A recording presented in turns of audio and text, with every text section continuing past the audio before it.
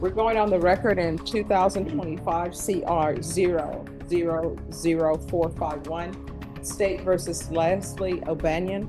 Could I have parties announced? That's Dwight Chumley for Miss O'Banion. Yes.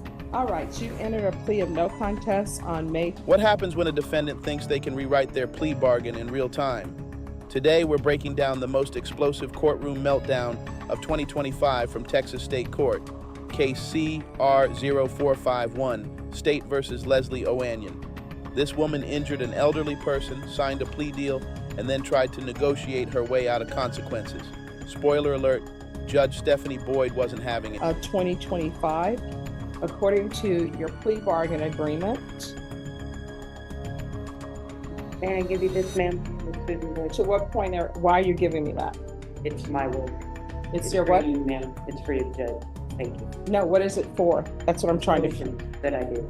All right, so here's the thing. You've entered a plea. Unless that's a motion to withdraw your plea, it's not appropriate at this time, okay? All right. It's kind of is.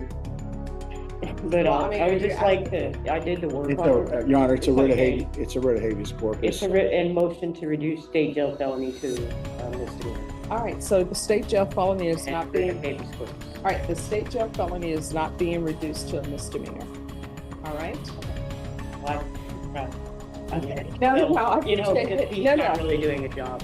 No. He's actually doing an excellent job for you. I don't know, but okay. Well, I mean, And that's what I got. So that's what I got to deal with. So I signed up for probation. no. Here's the thing, what I'm telling you, and this is what I want you If to you'd like to do. go home I want you to hear, on probation, and that's what I signed for Monday, right? Miss Boyd, Miss Leslie O'Banion.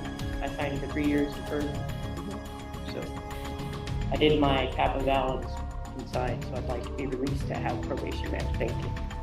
That's what I signed. all right, so let me just tell you right now, that's not what you signed up for. What you signed up for is there was a plea bargain that was entered into. And guess what happens with plea bargain agreements? I'm the person who sets conditions, and I'm sure your attorney told you that. So whether or not you're released today, it's really up to me.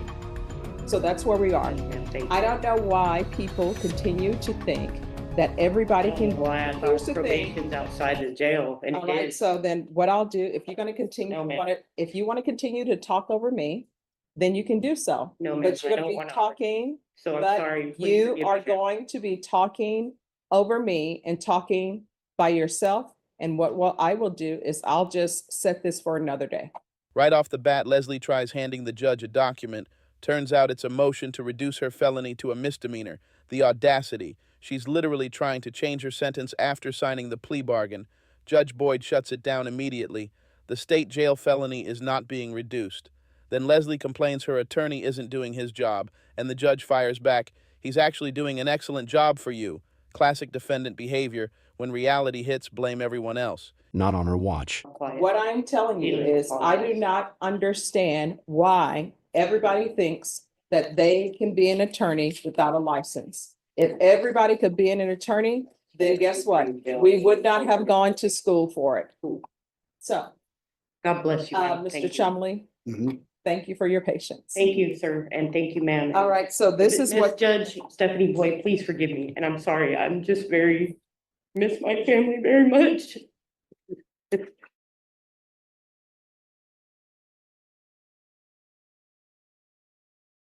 So I've been in for 410 days and I would like to see my family. It's my birthday this month. And I miss my family tremendously. well, here's the thing. So I If you love my could, if family you and they love continue, me.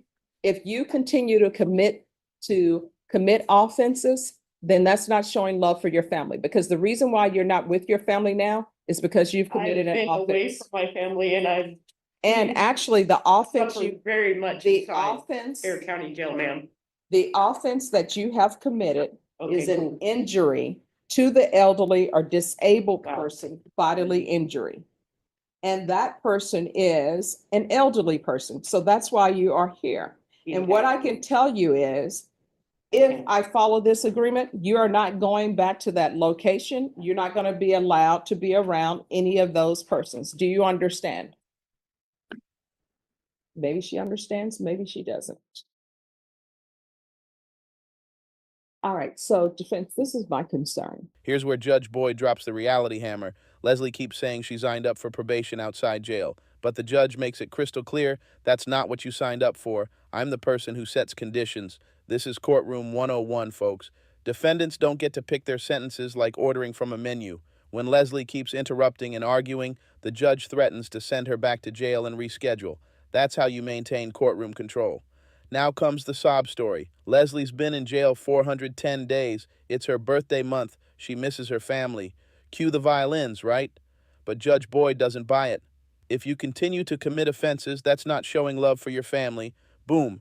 You're separated from your family because you hurt someone, specifically an elderly person. Your choices created this mess, not some cosmic injustice. Actions have consequences and some are permanent. You all both read the MIC evaluation? I have PTSD. This is my concern in here. In my concern, she says she doesn't have any mental illness diagnosis, demanded that those be taken off the records, and that she will not be taking medications once she's released. I have PTSD trauma. I do have that, ma'am. I do not have bipolar. So that seems to be a problem. It's outdated information from when I was 28 years old. I'm 48.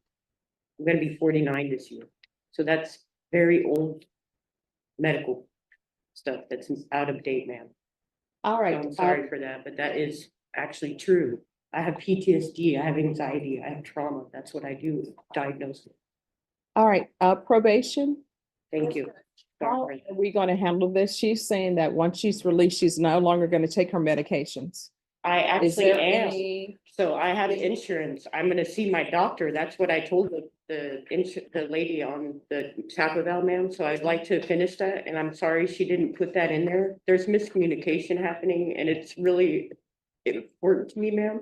Mhm. I have insurance and I take very good care of my health. I actually have therapy set up for me already for when I'm released. I did that inside jail for the Rape Crisis Center. That's free therapy for me that I need.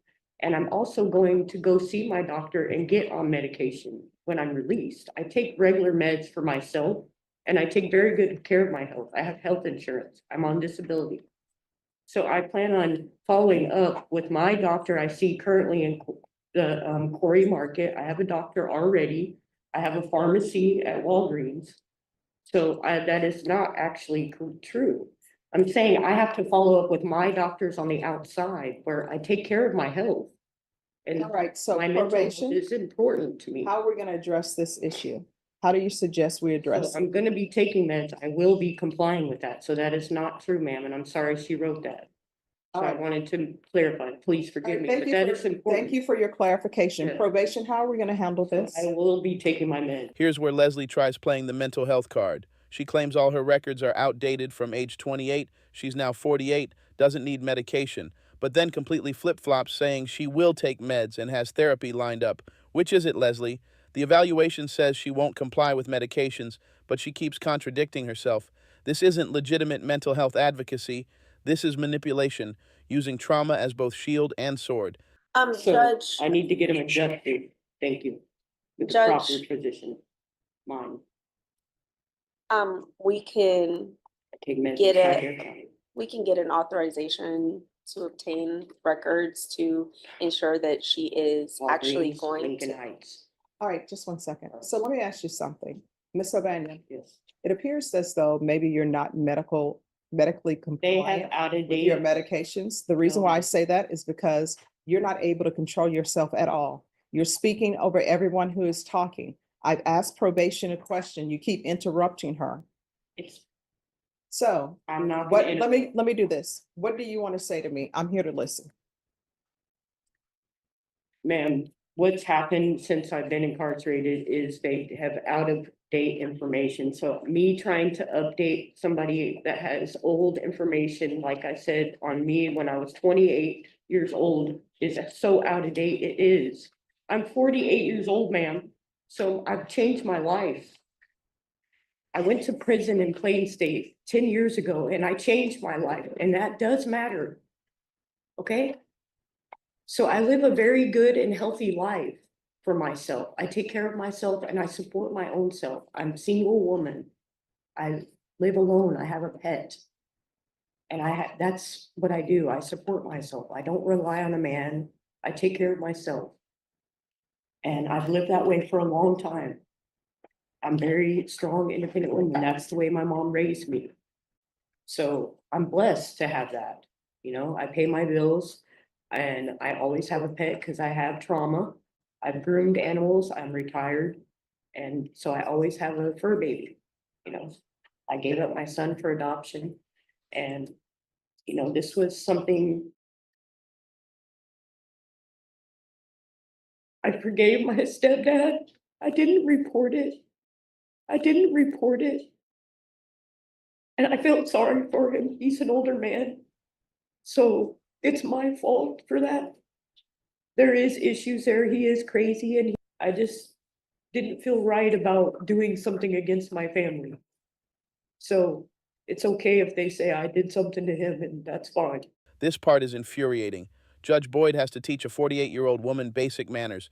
Give them time to speak. I didn't interrupt you. Then comes the ultimatum every defendant needs to hear. If you interrupt them, I'm sending you back to jail. This isn't mental illness. This is character. She can't follow basic social rules, can't respect authority, can't accept responsibility. The judge is doing what parents should have done decades ago. I refuse to call you that. Thank you. I don't like the stigma. All right, so is there anything else that you No, want to say to me? no, ma'am. And I think you're a very awesome judge. You're doing a great job. And you are. And thank you for helping me. All right, probation. Thank you. You're welcome. Probation, Yes, Judge. how are we gonna handle the fact that in the Nick evaluation, they're saying that she's not gonna take her medications? What do you So suggest? I am. All right, so here's the thing. Yes, I'm ma'am. giving you time to speak. Yes. I did not interrupt you. I let you talk for as long as you want to talk. So now it's someone else's turn to talk. So do not interrupt them. And I want you to hear me clearly and internalize what I'm saying. If you interrupt them, what's going to end up happening is I'm going to send you back to jail. We are not going to hear this and I will bring you back on Monday. Do you understand? All right, probation. How do you suggest we handle this? Judge, I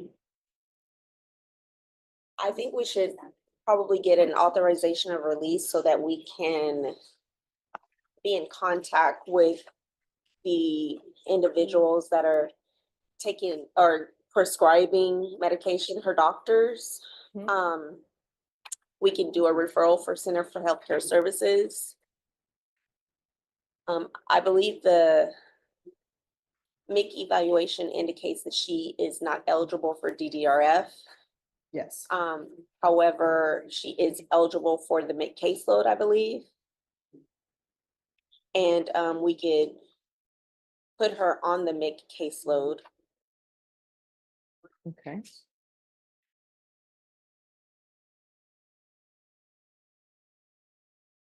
Is there anything else you think she would need? Do you like to send me to DRF instead? Did not tell you no more interrupting. Go ahead. Yes. Never let me out. Send me to DRF. Go ahead.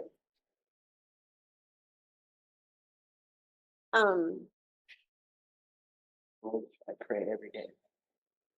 Judge, I really can't think of anything else other than maybe, a life skills course or moral recognition therapy or something like that. Okay. All right, this is what the court is gonna do. Court is gonna sentence you to 3 years deferred adjudication. I'm sorry. 3 years deferred adjudication, regular reporting by Zoom or in person, regular random UAs, $1,500 fine, time and money to run concurrent. I'm sorry, that will be probated. Take in consideration 2025 CC 0009. After all that drama, here's Leslie's reality check.